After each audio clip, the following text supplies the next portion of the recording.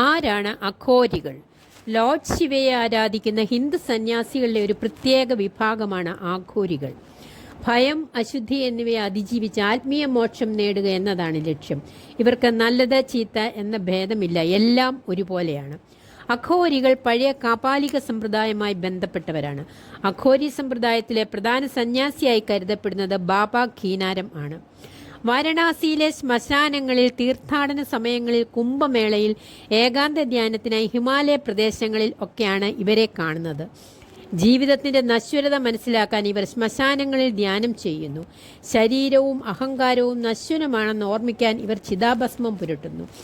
ചില റിപ്പോർട്ടുകളിൽ മനുഷ്യമാംസം ഉപയോഗിക്കുന്നു എന്ന് പറയപ്പെടുന്നു, പക്ഷേ ഇതെല്ലായിടത്തും സാധാരണമല്ല. മനുഷ്യൻ്റെ തലയോട്ടി പ്രതീകാത്മകമായി ഇവർ ഉപയോഗിക്കുന്നു. എല്ലാവരും ആൽക്കഹോൾ, കഞ്ചാവ് ഉപയോഗിക്കുന്നവരല്ല. മാധ്യമങ്ങൾ പലപ്പോഴും അതിശയിപ്പിച്ചാണ് അവതരിപ്പിക്കുന്നത്. അവർ ഗൗരവമുള്ള തത്വചിന്തയും ആത്മാന്വേഷണവും നടത്തുന്ന സന്യാസികളാണ്. ചിലർ തന്ത്രപരമായ മാർഗങ്ങൾ പിന്തുടരുന്നു, പക്ഷേ എല്ലാവരും അതുപോലെയല്ല. ചില അഘോരികൾക്ക് ആഴത്തിലുള്ള ആത്മീയ ജ്ഞാനം ഉണ്ടെന്ന് വിശ്വസിക്കുന്നു. അവർ ധ്യാനം, തപസ്, ഏകാന്ത ജീവിതം എന്നിവയിൽ വർഷങ്ങളായി ജീവിക്കുന്നവരാണ്. ഇവർ ജനിക്കുന്നത് സാധാരണ കുടുംബങ്ങളിലാണ്. ഇന്ത്യയിലെ പല ഭാഗങ്ങളിൽ നിന്നാണ് വരുന്നത്. ചിലർ ജീവിതത്തിൽ വലിയ ദുഃഖം, ആത്മീയ അന്വേഷണം അനുഭവിച്ച ശേഷം ഈ മാർഗം തിരഞ്ഞെടുക്കുന്നു. ഒരു ഗുരുവിൻ്റെ കീഴിൽ വർഷങ്ങളോളം ശിഷ്യനായി പരിശീലനം കഴിഞ്ഞ് അഘോരി ജീവിതം സ്വീകരിക്കും. ചില അഘോരികൾ ആത്മീയമായി വളരെ ശക്തരായിരിക്കും. എല്ലാവരും മഹാജ്ഞാനികളല്ല.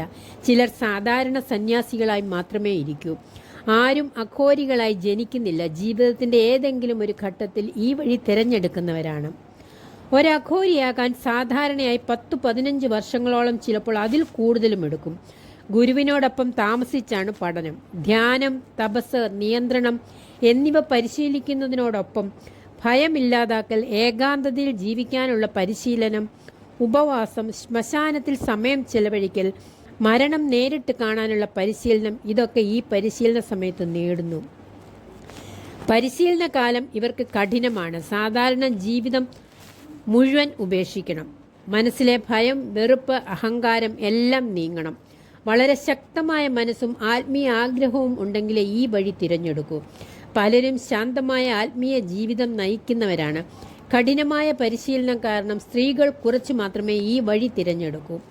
അവർ വിവസ്ത്രരായി കാണപ്പെടുന്നത് വസ്ത്രം, അലങ്കാരം എന്നിവ അഹങ്കാരത്തിൻ്റെ ഭാഗം എന്നവർ കരുതുന്നു. ശുദ്ധം, അശുദ്ധം എന്ന് ഒന്നില്ല എന്നവർ വിശ്വസിക്കുന്നു. ഇപ്പോൾ വാരണാസിയിൽ കിനാരം ആശ്രമത്തിൽ കുട്ടികൾക്ക് വിദ്യാഭ്യാസം നൽകുകയും ചാരിറ്റി പ്രവർത്തനം നടത്തുകയും ചെയ്യുന്നു. കൂടുതലും അഘോരികൾ സമൂഹത്തിൽ നിന്നകന്ന് ഏകാന്ത ജീവിതം നയിക്കുന്നവരാണ്.